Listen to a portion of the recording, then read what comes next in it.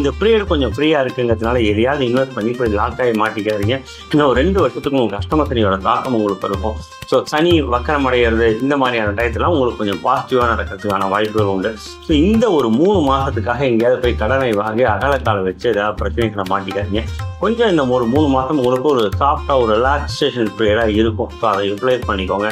மெயினாக குடும்பம் சம்மந்தப்பட்ட விஷயம் உங்களுக்கு கொஞ்சம் கம்ஃபர்ட்டாக இருக்குது. அதே மாதிரி 6ஆம் இடம் கடன் நோய் சம்மந்தப்பட்ட பிரச்சனை கொஞ்சம் குறையறதுக்கு வாய்ப்பு உண்டு. பெரிய பெரிய வம்பு வழக்கு சம்மந்தப்பட்ட பிரச்சனைகள் குறையறதுக்கு வாய்ப்புகள் உண்டு. சனி வேலை பார்க்குற இடத்தை பார்த்துக்கிட்டு இருக்காரு அப்படிங்கிறதுக்காக சனியை குரு கண்ட்ரோல் பண்ணுவாருங்கிறதுனால வேலையில் கொஞ்சம் உங்களுக்கு பிரச்சனைகள் எல்லாம் குறையறதுக்கான வாய்ப்புகள் உண்டு. ஆனால் 7ஆம் இடத்துல இந்த ராகுவை இத்தனை நாள் குரு பார்த்துக்கிட்டு இருந்தாருங்க. இப்போ அந்த ராகுவை குரு பார்க்க போகிறதில்ல.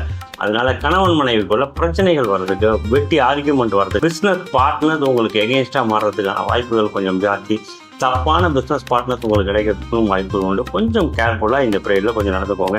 அதே மாதிரி 4ஆம் இடத்தை குரு பார்க்கறதுனால படிப்பில் பிரச்சனை இருக்கக்கூடிய குழந்தைகளுக்கு படிப்பு சம்மந்தப்பட்ட பிரச்சனைகள் குறையும். நீங்கள் ஏதாவது வெளிநாடு போய் படிக்கணும்னு ஆசைப்பட்டீங்கன்னா அது உங்களுக்கு பாசிட்டிவாக மாறுறதுக்கான வாய்ப்புகள் உண்டு. குரு 12ஆம் இடத்துல இருக்கும்போது சுப விரயம், அலைச்சல், வெளிநாடு போகிறதுக்கான சுப விரயம் பண்ணுறதுக்கான வாய்ப்புகள் உண்டு. இந்த கிரகப்பை நீங்கள் யூஸ் பண்ணிக்கலாம்.